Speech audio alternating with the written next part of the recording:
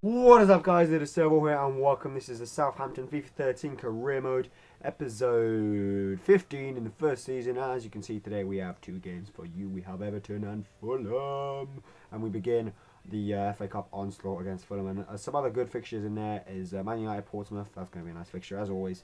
But Portsmouth are League One now, so yeah, maybe not. But we play a strong team in the Everton game. Obviously, Mayuka, Lallana, Elshar, and Suso starting ahead of Sterling. But the main thing is that Felipe Santana does make his debut, as there was speculation last episode, if you remember, and he does make his debut today. And El Shaarawy gets off to a really good start, forcing the keeper into a low save to his left before Mayuka has a kind of speculative half shot from a clearance from an attempted shot by Pogba. But Everton weren't really getting into the game a lot. They were they had their moments, their chances really, but we were the much better team, the much better side. We really should have been 2 or 3 up before the half-time break. As you can see here, 40th minute, we still haven't scored. But Mayuka and Elshar and Lallana, like I say, Elshar, by the way, getting 10 league goals, and you know what that means. You know what that means, don't you? You know, whenever they show how many goals Elshar does, you know that he's going to get another one, don't you? You know it's coming. There it is. That is the thing. Whenever Elshar's little scoreboard thing pops up saying how many goals he has in the league, he's just going to go and add to it. So I can't remember how many. I didn't quite catch how many goals he scored before, but he has one more to his tally now. Mayuka with the assist along the ground into the empty net, a little bit sweaty, but it wasn't really working up front for me, so I decided to change it. Bring on Derrida for Suso just to inject a little bit of pace. Sterling wasn't feeling too good. He hasn't been playing too well the last few games, which is why I left him out. But a really good save from Kelvin Davis there to deny them scoring. That would have been an important thing. Mayuka tries to show just what class of player he really is.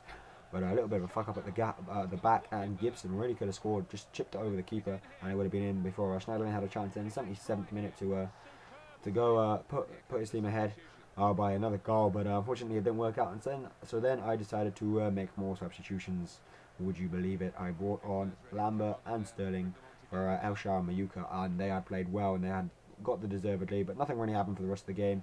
Kelvin Davis made one really good save there to deny Fellaini at the end, and the final score was 1-0 in the league to Southampton. So we progress up the table and maintain our position, our healthy position, high in the top half of the league. And as you can see, the deal to sell James Puncheon to West Ham for 1.1 has been finalised, and the board has added just under $1 million to our budget, and that was the end of the last episode. I showed you that transfer as well. But some more transfers before we move into the next game, some more bits of news as well. Danny Butterfield is on his way to Inverness.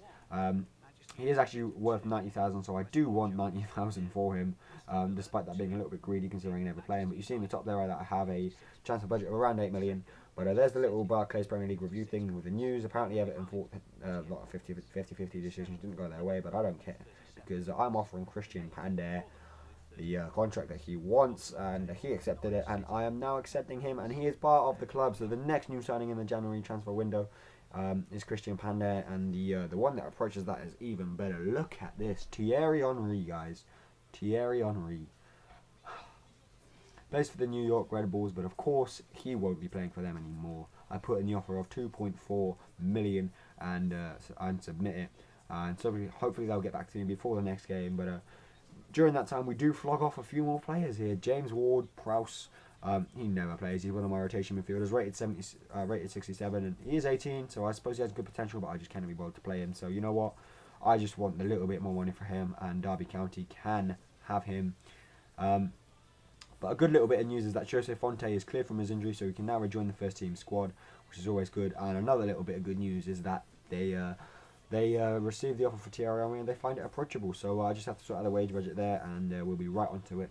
But I do make another deal here. Ward-Prowse did go to Derby, I believe that said there. There we go. Now finalised. So I have 1.1 million in the transfer budget again. And dear me, we are just raking in the offers here from all the players. Apparently they want to sell. Apparently someone wants to buy Ryan Dixon, Barnsley, I believe it is. I have no objections. You can have Ryan Dixon, my third, fourth left back or something. I don't know. But really, I've just flogged off all my players that I don't need, and I've got some money for it. So anyway, the expectations are high for a Panda debut in the next match. Maybe, maybe not. Who knows? But one thing is for certain, I will be offering Thierry Henry the contract that he wants, 35,000, 10%, 2 years, and basically just improving his offer. He's going to be a crucial first-team player as well, replacing Sterling and Suso as rotation substitutions. But moving to the next match against Fulham, with Lallana, Sterling, Lambert and Derrida on the pitch. So not the strongest team. Elshar on the bench, as well as Hulveld and Pogba at the back. Felipe Santana and Jose, not Jose, I'm not sure who else was at the back. But the main thing was that Christian Panda did earn his debut, as the speculation suggested. And we start off the match. This is quite a boring match, to be honest. We had so many chances in the first half. I'll say boring, and we did have so many chances. But Panda got caught out there, by the way, just to deny Kieran Forrest scoring. Was the body of the Southampton defender in the way, thank God.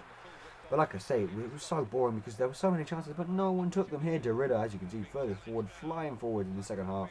Couldn't do anything. And really, there were hardly any highlights, any decent ones at least. You can see here, there were a few highlights, but nothing was ever going to come of these kind of shots. And, to be honest, both defences managed to deal solidly with anything that was thrown at them. Sterling here, a good bit of trickery down the flank, giving the ball into Lambert, and a really good save from the keeper there to deny scoring. And again here, how is that not a penalty? I don't know. Let's just review that one in slow motion. Lambert goes for the shot and then is just totally tripped by the defender. No one touches the ball, and Lambert goes on the floor. So surely that should be a penalty, but I don't know. Lallana's shot was saved in the second half there. But it is closing towards the end of the game now, and a really good tackle from the defender there before we managed to clear it out. But like I say, no one was taking their chances, so I make all three substitutions at once. Bring on Elshar, Pogba, and I couldn't see who that last one was. But I pretty much worked straight away. El-Shaarawy on the ball, gives it to Pogba, who also came on, and couldn't quite get the ball through, but it nearly worked. And we started getting the game a little bit more. Suso with that chance, so that would have been a rocket if it had gone in. But unfortunately, the final score was 0-0 at full time, which means that we will have a replay. And yeah, but the good thing is we signed Thierry Henry, another excellent signing during the January transfer window. Thierry Henry comes, and the thing I forgot to mention was that the replay is in 3 days. So yeah, looks like we're going to be playing Fulham again this episode, and it's pretty much the same lineup, but this time we have Henry, Elshar and Lallana all on the pitch at once, and Thierry Henry does make his debut for Southampton. So 3 excellent players in the face of Felipe Santana, Christian Panda, and Mayuka with the overhead kick, and Thierry Henry there. Coming into the Southampton team this episode and this transfer window really. But we get off to a fine start against Fulham in the replay. Lallana gets his 8th goal of the season from a deflected Elshar shot. Technically that's Elshar's assist, isn't it? But a really good jump and a really good header for him to put it in the top corner. But it didn't really last long here. I don't know who that was. I don't really want to pronounce his name. But Fulham really should have scored there before Aretha, the right back, somehow gave it to Ruiz, who managed to turn in the box and smash it low and hard into the bottom right corner. Good goal from them, but he should not be allowed to turn in the box. A little bit of bad defending there from us, but he does a salute celebration in style.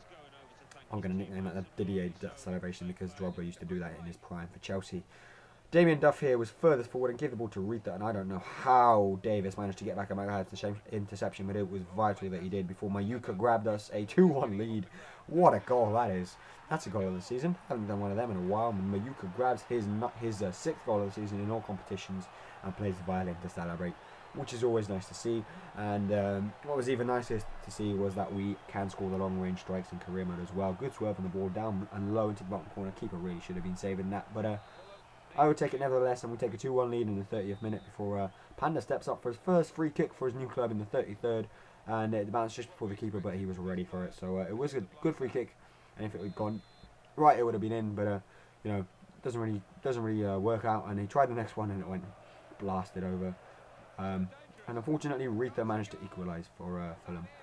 The right back managed to equalise for Fulham. Let me repeat: the right back managed to equalise for Fulham. I hate games like that. I made it 2-2, and from there on in, we just lost the plot. We just let Fulham totally dominate us, and to be fair, they should have scored a lot more than they actually did in the end. First, that guy with a chance that I really don't want to pronounce his name before, Berbatov, gets on the score sheet in style. 8 goals for him in all competitions this season, and you can see why he's the number 9. Takes it on the chest really well. Good through ball in the air. But, that unfortunately means that we are behind him with only 15 minutes left to play, and with Fulham really dominating in the last stages of the match. I was worried if we could come back into the match at all, and it turned out that we couldn't. De Jega, there we go, I tried to pronounce it. I really should have grabbed another one for Fulham there before Lallana tried to set up Mayuka in the box. The header came in, and the rebound found to Davis, who just had a shot. Hangeland managed to clear the ball from the parry from the keeper. If that had been an equaliser, I wouldn't mind at all. But unfortunately, we are at the cup.